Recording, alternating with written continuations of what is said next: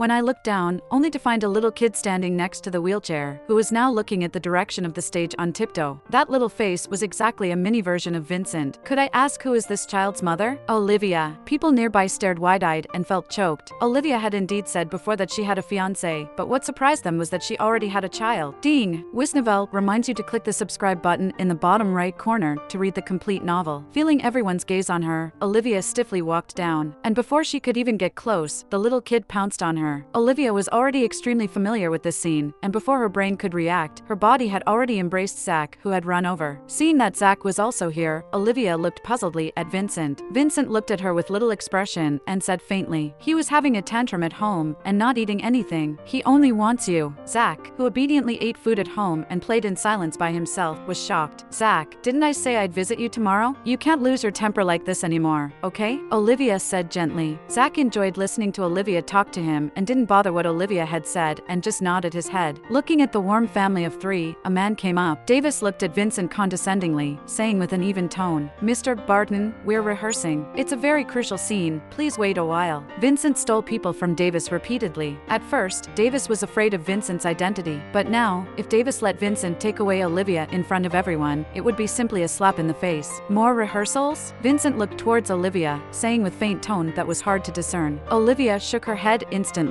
No more rehearsals. She was not stupid. Rehearsing the plot of kissing with Davis in front of Vincent would make him embarrassed. Vincent's curved lips showed a smile, which was so fascinating that made every girl present fell in love. "It's okay, I can wait. I'm also curious, what's your crucial scene?" Olivia wanted to kick Davis badly. Yulia and Zoe walked over, and Zoe said intentionally, "Olivia, is this your fiancé? Why not introduce him us?" Olivia hesitantly glanced at Vincent. Their engagement was closed to the public, so she told these people that she had a fiancé, but she never said who the fiancé was. Vincent's reaction was different as he looked at Olivia dangerously. "Aren't I presentable?" An alarm went off in Olivia's head and immediately said, "This is my fiancé, Vincent." Of course, there were quite a few people who had heard of the big name of Vincent. Zoe and Yulia had originally hoped that this man was not Olivia's fiancé, but were disappointed to hear this. They didn't expect that the notorious Vincent was less fierce than the thought. Instead, he had a superb appearance and an extraordinary temperament. They couldn't help feeling jealous of Olivia. "Mr. Barton, it's a blessing for you to be able to marry Olivia. Olivia is particularly outstanding and is the top student in school. Although she didn't learn acting, she has talent for it. Her acting is so good that makes the play feel real." When she was on stage with Davis, they looked like a couple, Zoe said to Vincent purposely. Vincent looked towards Zoe, ambiguously saying, "Is that so?" Meeting the gaze of Vincent, Zoe inexplicably blushed, lowered her head shyly, and stammered out, "Yes." Davis saw that Olivia had been holding a beautiful little boy who looked like Vincent. He asked with a heavy heart, "Olivia, who is this little boy?" Seeing everyone's curious faces, Olivia was about to explain, but Vincent suddenly interjected. "Zach wanted to go to the restroom when he's in the car. He only lets you hold him. Why don't you take him there?" Olivia took Zach to the toilet. "It's not good to suppress pee." Zoe still wanted to beat around the bush, to say something bad about Olivia, but Vincent's eyes swept around coldly. His gaze was devoid of any emotion, and so cold that made her legs shiver. Zoe swallowed back the words she wanted to say. Yulia naturally also felt that Vincent was not someone that she could piss off. Failing, Yulia pulled Zoe, and the two walked away in disgrace. In a blink of an eye, only Vincent and Davis were still there. This was the first time that these two men faced each other directly. Davis was silent for a while, and the first thing he said was, "Olivia loves me." Vincent sneered. "Oh?" Davis looked confident. "I know you may not believe it, but I have been paying attention for a long time. All kinds of signs can show that she still has feelings for me. We have been together for a short time. We got couple tattoos together, and now that tattoo is still on her body. It is a shape of a heart, and recently, she also secretly prepared my birthday gift. Although she thought she was hiding it well, but I already knew. The gift was made by her personally. Originally, Davis wasn't sure about the tattoo, but that time when Olivia helped prop team lift the pole and the hem of her top shirt moved, revealing a good-looking waistline, he noticed that her tattoo was still there. Davis deliberately irritated Vincent and lifted his clothes to reveal the tattoo on his waist that was the same as Olivia. "Nothing forcibly done is going to be agreeable. I know that Mr. Barton is not happy about this marriage, too, so I would like to ask you to break off your engagement with Olivia so that we can get married at last." Vincent was silent. His gaze stared deadly at that piece of heart tattoo. He knew what the tattoo on Olivia's waist looked like. Precisely because of this, he felt the rage tumbling in his heart. He wanted to cut the person in front of him to death. Getting married at last? So, he's the executioner who broke them up? Vincent had been suppressing his anger. Now, the couple tattoos of Olivia and Davis was the last straw that overwhelmed the camel. After Davis had finished speaking, he felt the temperature around around him turned low, and the air was thickly oppressive. Noticing Vincent's dark face, he made a swallowing gesture, feigning a natural turn to leave. When Olivia and Zach returned, they found that the original massive crowd were no longer there. Someone came up to her and said, "Your fiancé is waiting for you in the car outside." Olivia had just walked to the car when the bodyguard stopped her and said respectfully, "Madam, second master has asked young master to take the car behind." Following the bodyguard's gesture, Olivia saw a limousine. Hearing this, Zach unhappily wrapped his arms around Olivia's neck, clearly saying, "I don't want to leave you." Olivia felt sorry for the little one and said, "Then I'll take that car with Zach." The bodyguard blushed. "The second master means that you have to go with him." What was second master's facial expression when he got into the car? Was he angry? Olivia asked tentatively. The emotion of second master is imperceptible. The order of Vincent couldn't be disobeyed. Olivia sighed and conferred with Zach. "Zach, I have something to tell your second uncle. Can you sit in that car and I tell you stories tonight?" Zach compared the pros and cons and finally agreed. After watching Zach get into the car, Olivia stared at the black car door and bit her lip in fear. The bodyguard opened the car door and the cold air pounding inside made her shudder. Sitting up, Olivia looked at the man with his eyes closed beside her, only to feel that the car was so oppressive that one could not breathe. She licked her lips and said carefully, I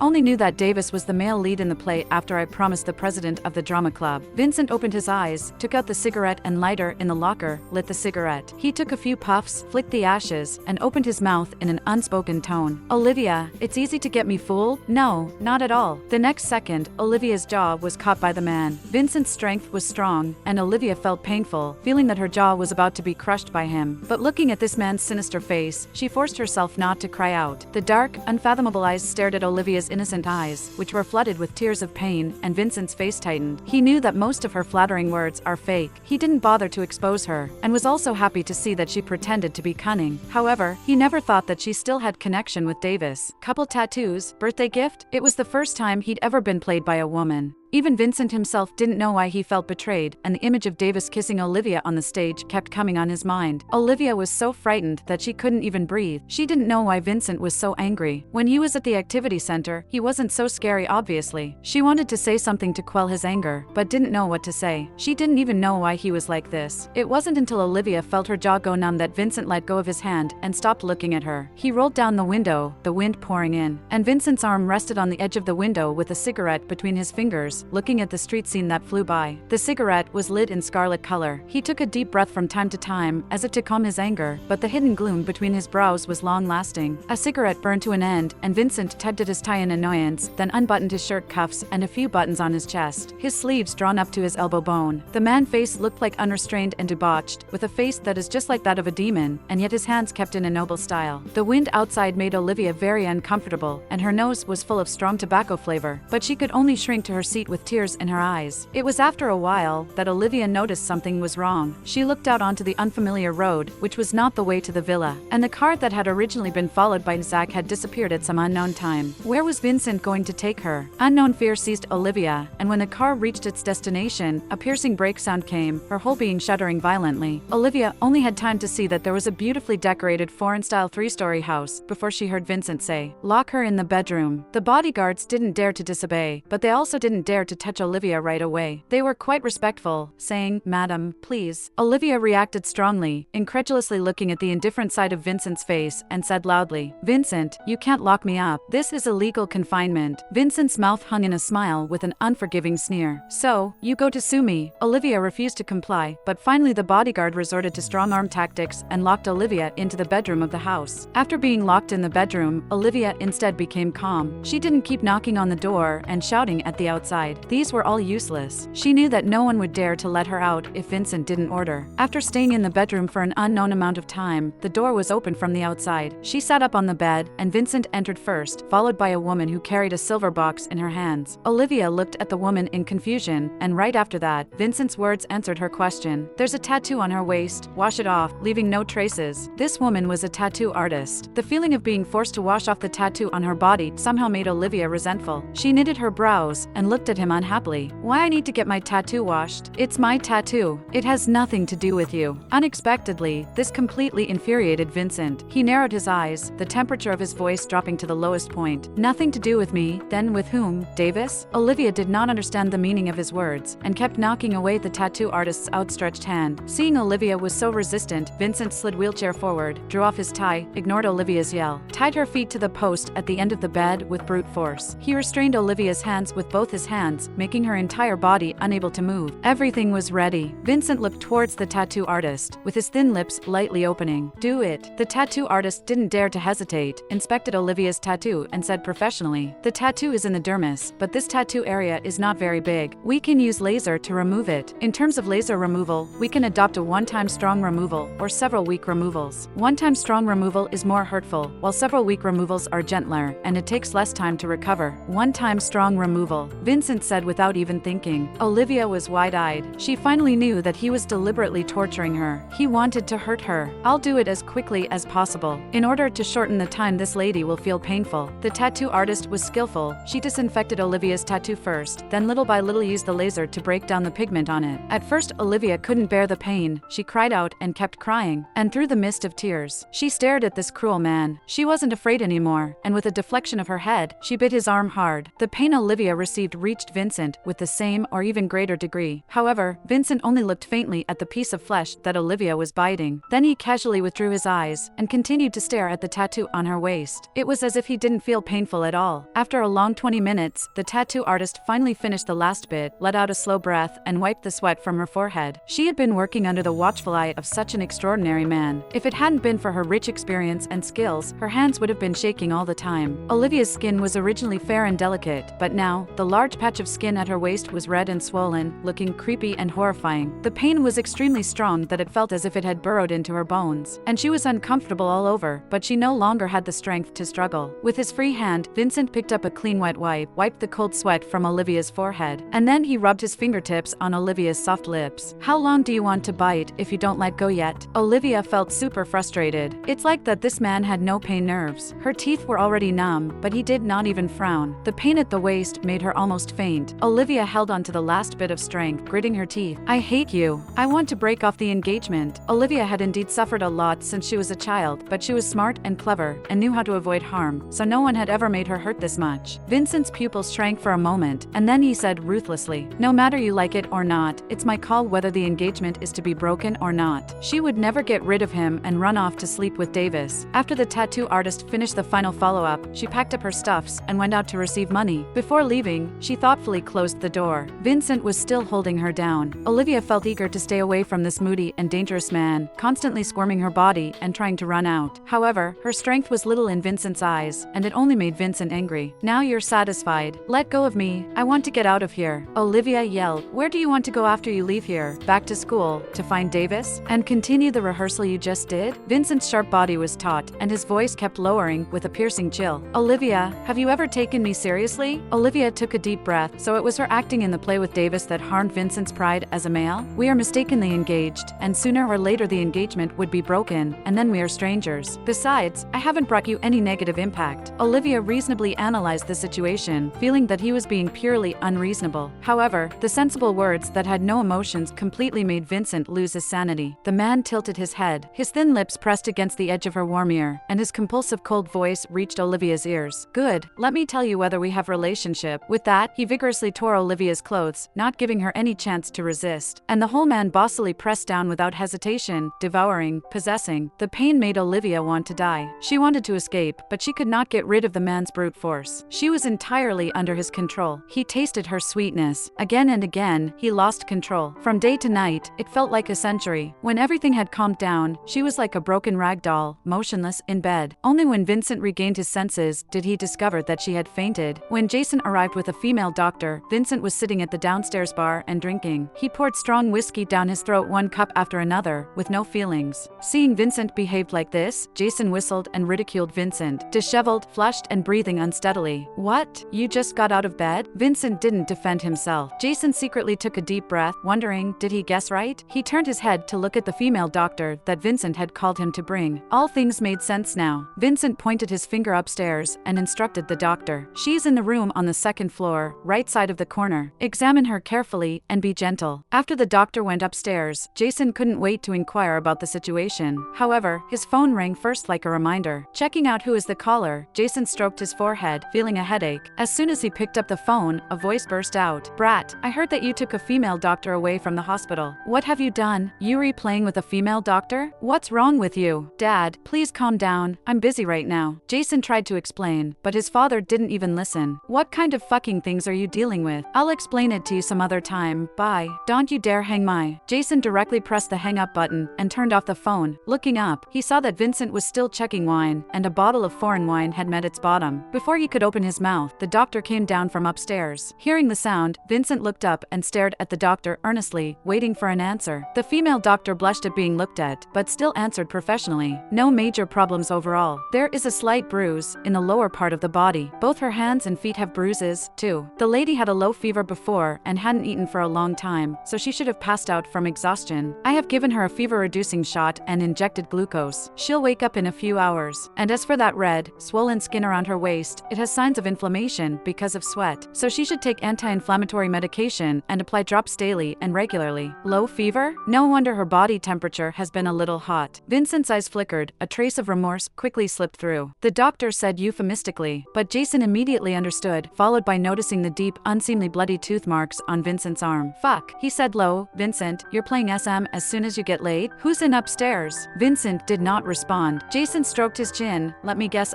Olivia?" The only person who could be around him was his new fiancée. Jason was familiar with Vincent's personalities. If he didn't respond, then it would be true. Vincent's eyes are deep, criticizing. "You are also enough of a jerk. Such a lovely little beauty. Are you willing to ravage it?" Vincent threw him a get-out look. Jason looked at the bite wound on Vincent's arm, wondering the little girl's teeth are quite good, and it seems that she is not a submissive person. He raised his chin to the female doctor and motioned for her to bandage Vincent's arm. As soon as the female doctor walked over, Vincent said, "No need." The doctor had already finished examining, and when Jason saw that Vincent was not willing to bandage his arm, he asked the female doctor to leave the medicine there and then sent the doctor away. "You also leave," Vincent said. Jason pretended not to hear. He sat on the sofa, noticed a bag next to him, and threw it to the side casually. "Hey, what's this?" Jason picked up a thing that fell out of the bag, a small delicate male cartoon doll, obviously half-finished, for there is only one leg. Vincent casually swept a glance. That bag was Olivia's. When he saw what Jason held in his hand, he immediately associated it with the so-called birthday gift made by Olivia from Davis's mouth. His face turned very bad. "Throw it away." "No, it's quite cute." Jason played with it, and after a few seconds, he noticed a few small letters at the bottom of the doll and leaned closer to look at them. "Vincent?" Vincent raised his head, and it was a long moment before he asked uncertainly, "What did you say? Here, see for yourself." Jason threw the doll to him. Vincent caught it in the air. He saw the letters at the bottom of the doll, and they were indeed Vincent. So, this doll was made for him by Olivia? Vincent's fingers slowly tightened, with mixed feelings. Jason was unclear about what happened before, just admiring Olivia's craftsmanship, staring at it for a while, and sighing. She really put her time in making it. Seriously, it kind of looks like you, but given that there's a mini version of you now, this doll is more like Zach. Even if Jason was a muddler, he knew that it's not good to interfere in these love matters of his friend. He patted Vincent's shoulder. "Coke's well, girls need to be cherished. She is really unlucky. How did she fall into your hands?" Without waiting for Vincent to get angry, Jason slipped away. When Vincent returned to his room, Olivia was still not awake. The tear marks in the corners of her eyes were still there, and the traces of grievance were all evident. He put the freshly cooked porridge on the side table, and only when he came to his senses did he realize how hard he had tossed her. There were deep or shallow marks all over her skin, and a stinging bruise on her wrist. She had delicate skin. The color of the bruises was deep and somewhat purple. The more Vincent looked at her body, the more he felt shocked. He was full of remorse. He had no idea of why he was so angry at her. He took the ointment left by the doctor and squeezed a bit onto his fingertips, gently pulling up Olivia's wrist and massaging the marks on it. After doing like that for a long time, he was surprised that he still had such patience, but suddenly, he stopped moving and turned his head to look at the bed. Olivia opened her eyes, little beast-like eyes just staring at him, lips with bite marks pursed tightly, eyes filled with anger and fear, an angry look. "You woke up? Does it still hurt?" He opened his mouth to ask her, his tone rare and soft, as if he was afraid to startle her. Olivia didn't answer. She thought that it was just fake mercy. "Are you hungry? Come eat some porridge." Vincent took up the white porridge on the side, and now the porridge was already cooled. "It's the perfect time to it." Olivia turned her head, not even wanting to see him. Knowing that he was in the wrong, Vincent was not angry. He put down the bowl and took out the doll with one leg missing from his pocket. "Is this for me?" Olivia swept a glance glance away and said coldly in a deflated voice, "No." She regretted that she had prepared a gift for someone like him, and her hands were about to be pricked for making such a small doll. Previously, he sent people to force Susan to quit school, and he also gave her a car. So Olivia wanted to make a sincere little gift to thank him. Now that she thought about it, it was really ironic.